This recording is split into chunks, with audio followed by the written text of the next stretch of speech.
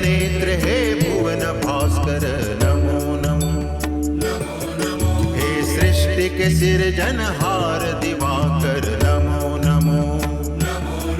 हे सूर्य प्रभाकर नमो नमो। आदित्य विभाकर नमो नमो। हे भानुतिमिरहर नमो नमो। हे रवि भुवनेश्वर नमो नमो।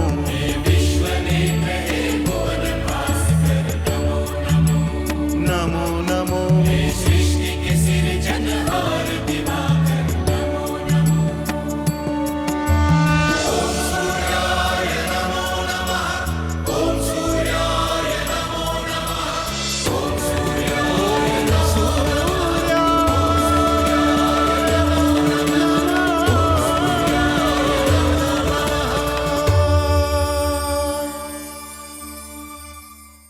महर्षि अत्रि, आपके आतिथ्य का आनंद हम ले चुके हैं, किंतु अब वो बात करने का समय आ गया है जिसके लिए हम यहाँ आए हैं। देवी, हम जानते हैं कि आप दोनों वो प्रस्ताव लेकर आए हैं जिससे हमारे भाग्य में वृद्धि होगी और देवी अनुसुईया की मनोकामना पूर्ण होगी। तो आपको ज्ञात है कि वो प्रस्ताव क्या है? आप यही प्रस्ताव लेकर आए हैं ना प्रजापति दक्ष, कि हम अपने पुत्र चंद्रमा का विवाह आपकी 27 कन्याओं के साथ कर दें? ये आपको कैसे पता चला? योग बल से कुछ भी संभव है। ये तो मात्र एक वानगी है योग बल के महाप्रताप की। तो फिर आपका उत्तर क्या है? अब चूंकि ये हमारे पुत्र से संबंधित है, इसलिए इसका उत्तर देवी अनुसुईया देंगी। हमें आपका ये प्रस्ताव स्वीकार है।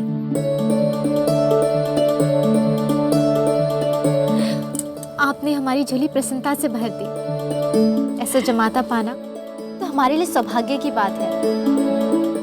हम दोनों को तो ये प्रस्ताव स्वीकार्य है, किंतु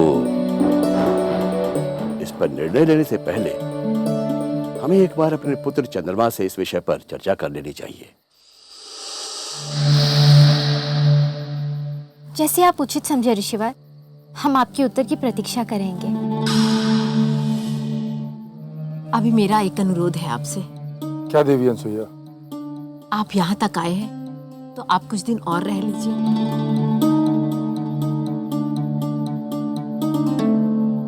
हमें स्वीकार है देवी अनुसुईया। वैसे भी हमारी 13 पुत्रियां आश्रमवास में ही रह रही हैं। हम भी तो देखें आश्रम का जीवन होता कैसा है।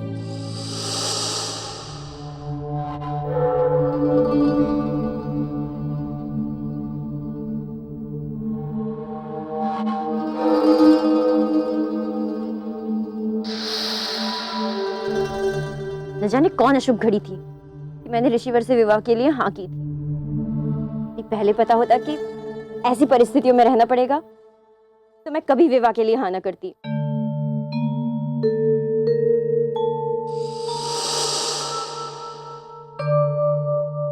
दीदी, क्या हुआ? आपको नींद नहीं आ रही? कैसे नींद आएगी? ऐसा लग रहा है जैसे पत्थरों पर लेटी हुई हूँ।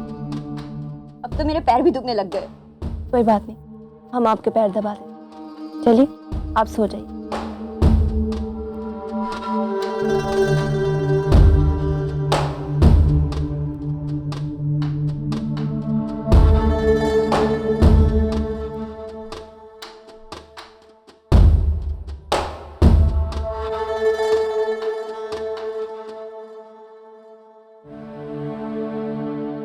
हमें क्षमा करना दीदी, किंतु हमें आपकी आज्ञा का उल्लंघन करना ही पड़ेगा।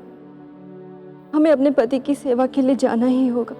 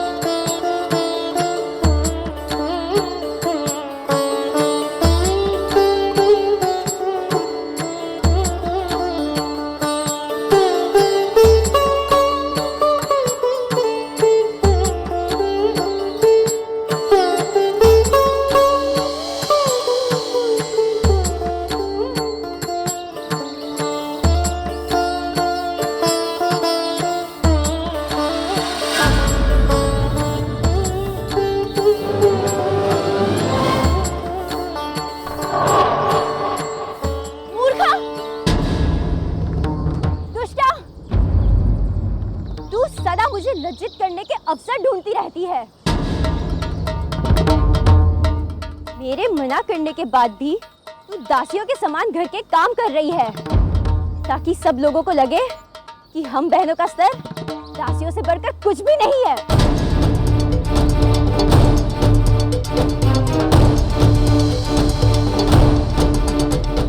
धीरे बोलिए दीदी, ऋषिवर साधना कर रहे हैं, उनकी साधना भंग हो जाएगी। बात बदलने का प्रयास मत कर। मैं तेरी चालों में इतनी सरलता से फंसने वाली नहीं। तू तो मुझे ये बता कि मेरे रोकने के बाद भी ये सब करने का साहस तुझे कैसे हुआ?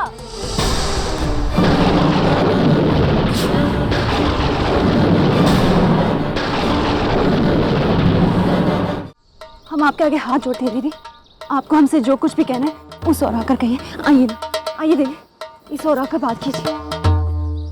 अब तेरा इतना साहस कि तुम मेरा हाथ पकड़कर खींचेंगी? हम आपको खींच नहीं रहे हैं दीदी, हम तो आपसे विनती करें कि ऋषिवर की साधना में विघ्न न आए। मुझे कोई चाव नहीं है किसी के ध्यान में विघ्न डालने का, किंतु तेरे कृत्यों को देखकर कोई चुप रहे भी तो कैसे? अब अंतिम बार कान खोलकर सुन ले। मैं तेरी बड़ी बहन हूँ और मेरी हर बात को मानना तेरा धर्म है। ये मेरा घर है और अब से तू इस घर में ऋषिवर या किसी के लिए भी दासियों के समान काम नहीं करेगी। दीदी, आप बड़ी हैं, आपकी हर आज्ञा हमारे सर आंखों, किंतु हम ऋषिवर कश्यप की पत्नी भी हैं और हमारा सबसे बड़ा धर्म है उनकी सेवा करना। नाटक कर रही है? मेरे सामने नाटक कर रही है? मुझे मूर्ख समझती है? याद रख, यदि मेरी बात नहीं मानी तो बहुत पछताएगी। दीदी हम विनती करते हैं, चुप हो जाइए, सब लोग देख रहे हैं। देख रहे तो देखने दे, मैं किसी से नहीं डरती। एक तो भूल करती है, ऊपर से मुझे सिखाती है। हम विवश हैं दीदी, आपने जो आज्ञा दी है हम इसे मान नहीं सकते। इसके अतिरिक्त चाहे तो आप हमारे प्राण मांग लीजिए, हम प्रस्तुत हैं, किंतु हम आपकी ये आज्ञा मान नहीं सकते। तो फिर ठीक है, मैं अभी जाके ऋषिवर को उनकी साधना से उठाती हूँ और उन्हीं से इस समस्या का हल पूछती हूँ। नहीं दीदी, हम आपके पांव पड़ते हैं, रुक जाइए, ऋषिवर की साधना भंग मत कीजिए। कहीं ऐसा ना हो कोई अनर्थ हो जाए। तू मेरे पैरों पर पड़ के मुझसे क्षमा मांग रही है, इसलिए मैं तुझे क्षमा कर रही हूँ। पर भविष्य में इस बात का ध्यान रखना कि फिर कभी ऐसा आचरण ना करे कि मुझे अपना रौद्र रूप तुझे दिखाना पड़े। चल, मुझे वचन दे कि फिर से कभी इस घर में दासियों के समान काम नहीं करेगी। दीदी, हम आपसे बार बार कह रहे हैं, हमसे कुछ भी मांग लीजिए, पर ये वचन ना मांगिए।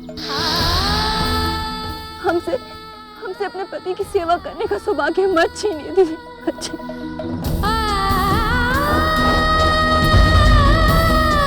मैं तो समझ रही थी कि तुझे अपनी भूल का आभास हो गया है, किंतु तुम जैसे मूर्खों को जीवन में कभी बुद्धि नहीं आ सकती। चल, हट जा मेरे रास्ते से। अब मुझे ऋषिवर के पास जाके इस बात का निर्णय कराने दे। नारायण नारायण। जागे सूर्यदेव, जागे प्रभु। दक्ष पुत्री देवी दिति को उसके अनुचित व्यवहार से रोकिए। जागे सूर्यदेव, जागे प्रभु, जागिए। किस किस को रोकूं देवर्षि? लगता है आपको इस बात का आभास ही है कि जो कार्य ऋषिवर कश्यप के आश्रम में देवी दिति कर रही हैं, वही कार्य सूर्यलोक में आप भी कर रहे हैं। देवी दिति तो केवल ऋषिवर कश्यप की समाधि भंग करने का प्रयास कर रहे हैं, किंतु आपने तो हमारी ध्यान समाधि भंग कर ही दी है।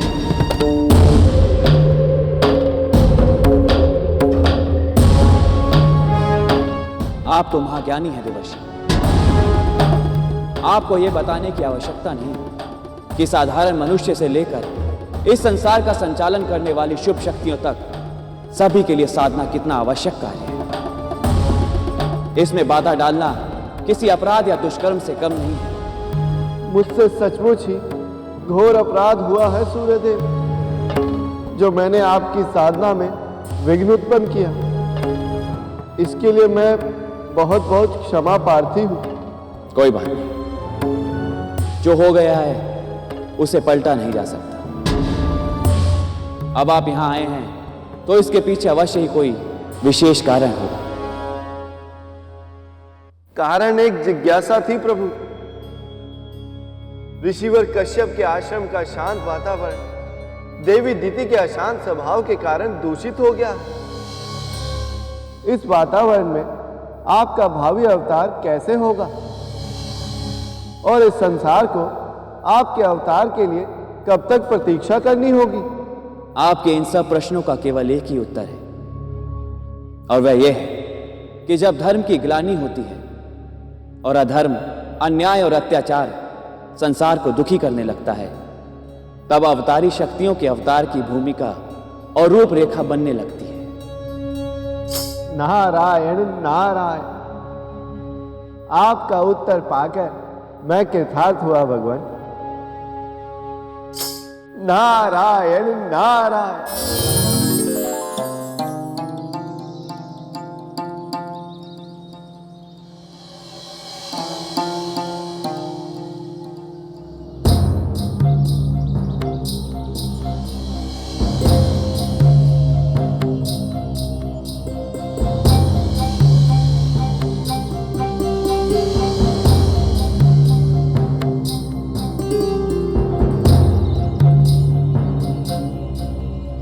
पता नहीं कैसा स्थान है ये, यहाँ मनुष्य रहते कैसे हैं?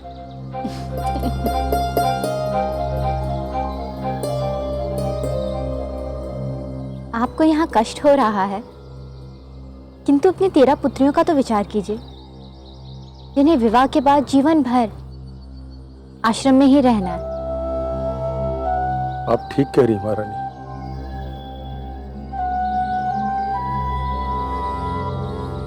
हमने व्यर्थ ही अपनी पुत्री का विवाह उस ऋषि कश्यप से कर दिया। न जाने किस दशा में होगी हमारी पुत्री। और उसकी अन्य 12 बहनें, उनकी कोई चिंता नहीं है आपको? वे सब तो स्वयं को परिस्थितियों के अनुसार ढाल सकती है, किंतु हमारी पुत्री दिति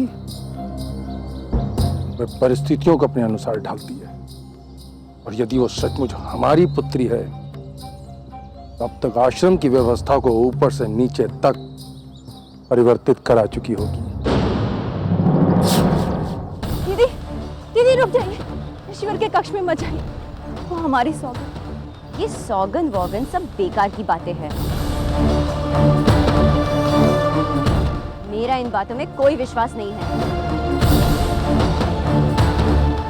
यदि तू ये समझ रही है कि तू इन सब हथकंडों से मुझे रोक लेगी, तो ये तेरी भूल है। हमारी सौगंध का मान नहीं रखना तो ना रखी, तो ऋषिवर के श्राप से तो डरी। यदि ऋषिवर की साधना भंग हो गई, हो सकता है क्रोध में आकर वो श्राप दे दे। उनके श्राप से मेरा कुछ नहीं बिगड़ने वाला, किंतु आज मैं ऋषिवर से इस बात का निर्णय लेके ही रहूंगी।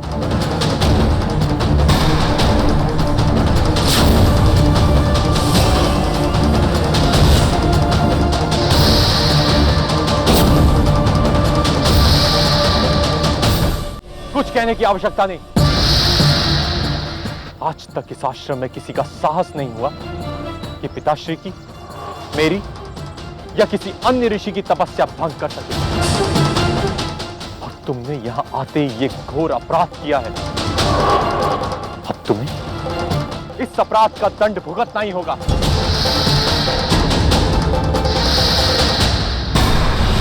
मैं महर्षि मारीच का मानस पुत्र कश्यप। नहीं ऋषिवर नहीं, रुक जाइए, इन्हें क्षमा कर, किसी को श्राप मत दीजिए। उनकी तरफ से हम आपसे क्षमा मांगते हैं और वचन भी देते हैं कि कोई आवश्यकता नहीं है वचन देने की।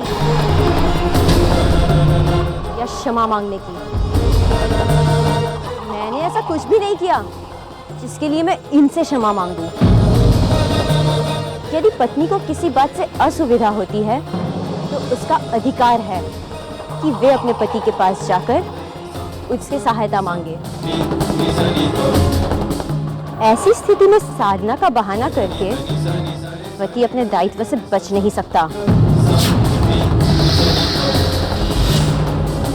रुक जाइए दीदी, रुक जाइए। इस प्रकार बोलना उचित नहीं है। अपनी भूल समझकर ऋषिवर से क्षमा मांग लीजिए। क्यों क्षमा मांग लूं? यदि मैं इनसे क्षमा मांगूंगी तो ये समझेंगे मैं इनसे डरती हूँ। मैं पृथ्वी सम्राट दक्ष की ज्येष्ठ पुत्री हूँ। मुझे किसी श्राप ताप से डर नहीं लगता। कोई भी ऋषि मुनि मेरा कुछ नहीं बिगाड़ सकता, और ना ही कोई देवता। मैं केवल बस बस बहुत हो चुका। अब यदि तुमने एक शब्द भी मुंह से निकाला तो उसके परिणाम का दायित्व तुम खुद होगी। पहले तुमने मेरी साधना भंग की और अब असभ्य लोगों के समान क्या क्या बातें कर रही हो। तुम एक ऋषि पत्नी हो, तुम्हें चाहिए कि मर्यादा में रहकर आचरण करो। यदि तुम मर्यादा नहीं समझती तो अपनी छोटी बहन अदिति से सीखो। आज के बाद मुझे इस आश्रम में मर्यादाहीन आचरण नहीं दिखना चाहिए। मर्यादा का उल्लंघन तो आप कर रहे हैं ऋषिवर। आपने मुझसे ये वचन देकर विवाह किया था कि मैं आपकी सर्वश्रेष्ठ पत्नी रहूंगी, और मेरा स्थान आपकी अन्य पत्नियों के ऊपर रहेगा। किंतु आप ही मुझे सबके सामने अपमानित कर रहे हैं। मैं अभी अपने पिताश्री के घर जाकर उनको सब बात बताती हूँ। अब वही आपको दंडित करेंगे। रुक जाइए दीदी, रुक जाइए। दिल का ताड़ मत बनाइए, ये सब हमारे लिए अच्छा नहीं होगा। अब मैं पिताश्री के पास जा रही हूँ तो तुम्हें डर लग रहा है? किंतु ये मेरा अपमान करने के पहले सोचना चाहिए था।